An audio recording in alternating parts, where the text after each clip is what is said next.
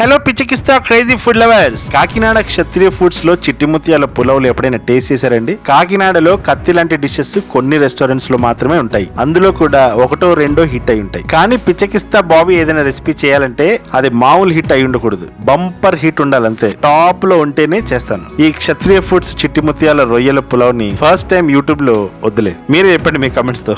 Restaurant లో రెసిపీని, taste లో ట్రెడిషన్ ని పిచ్చికిస్తా బాబీ కాకుండా ఇంకెవరు ఇవ్వగలరు?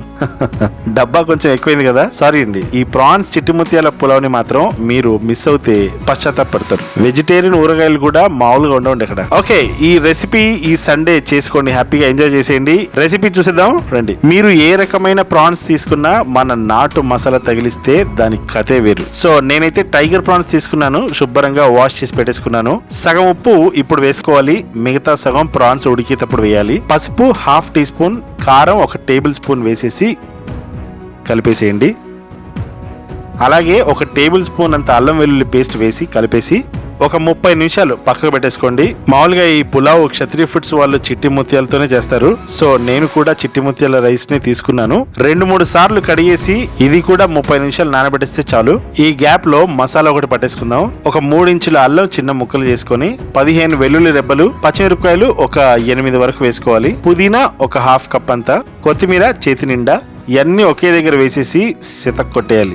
ఇప్పుడు వండాల్సిన పాత్ర ఒకటి తీసుకొని నెయ్యి 2 టేబుల్ స్పూన్స్, దాంట్లో ఆయిల్ ఒక 4 టేబుల్ స్పూన్లు అంతా వేసుకొని, యాలకులు 2, లవంగాలు 4 వేసేయండి. ఇందులో చెక్క 1 ఇంచు, జాపత్రి ఒక సగం పువ్వు, ఒక స్టార్ అనాస పువ్వు.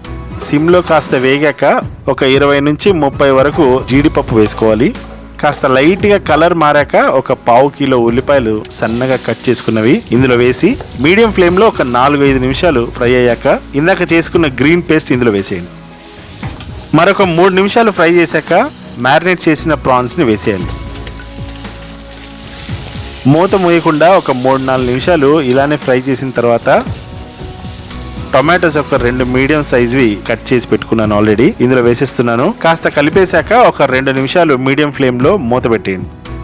ఈలోగా టొమాటోస్ సాఫ్ట్ గా ఉడికిపోతాయి. అప్పుడు వెంటనే కలిపేసి మిగతా సగం ఉప్పు ఇప్పుడు వేసేయాలి.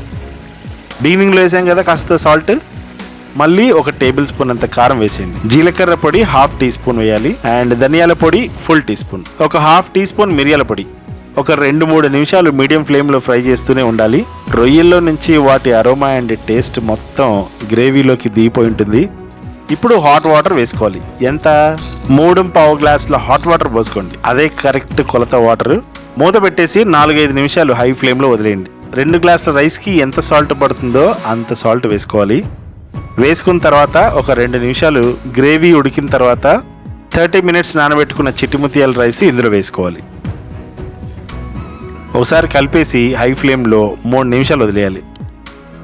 ఇప్పుడు మీడియం ఫ్లేమ్లో పెట్టేసుకొని అటు ఇటు ఒక 2-3 సార్లు కలుపుతూ, చివర్లో వాటర్ తక్కువ అయిపోతుంది అన్నప్పుడు వెంటనే స్టవ్ ఆఫ్ చేసి సిల్వర్ ఫాయిల్తో కవర్ చేసేసి స్టవ్ మీద ఒక పెనం పెట్టి ఈ గిన్నెని దీని మీద పెట్టి మూత పెట్టేసి మంట సిమ్లో పెట్టి 10 నిమిషాలు వదిలి పెట్టారనుకోండి.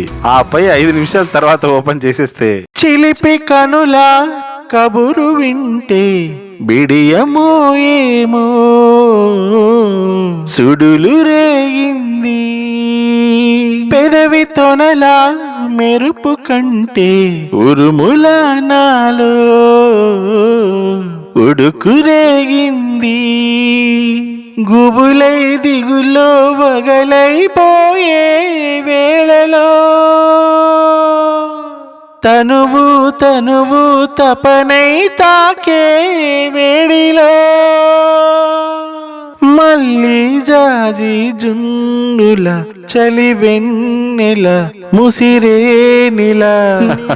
సెక్సీ సాంగ్ కదా గైస్. పిచ్చకిస్తా బాబీని సబ్స్క్రైబ్ చేసుకోండి, మీకోసం సీక్రెట్ బ్యూటిఫుల్ రెసిపీస్ ఇంకా ఎన్నో చేశాను. ఆ జంక్ జమా లస్క్ టపా లాంటి వీడియోలు ఇంకా చేస్తూనే ఉంటాడు మీ పిచ్చకిస్తా బాబీ. మీరు కూడా చేసుకొని ఒక మంచి పిక్ తీసేసి ఇన్స్టాగ్రామ్ లో పిచ్చకిస్తా బాబీని ట్యాగ్ చేసి పోస్ట్ చేసిండి. ఈ లోపే ఇంకొక చించి ఆరేసే రెసిపీ పట్టుకొచ్చేస్తాను. అలా వెళ్ళి ఇలా వచ్చేస్తాను. బాయ్ అండి, ఉంటాను.